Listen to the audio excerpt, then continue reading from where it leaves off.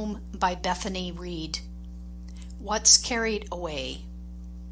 So many photographs, dog-eared, brittle for having been left too long untouched. We sort through boxes of them all afternoon.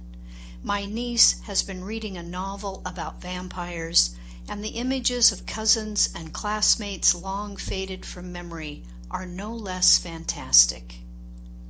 We toss into the trash weddings we didn't attend, graduations with shadowed faces grinning beneath mortar boards, new babies my mother can no longer name.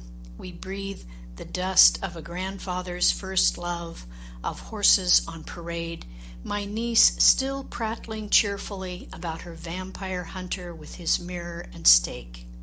Someone finds a camera with film, and our children who are no longer children wander outside, snapping more pictures.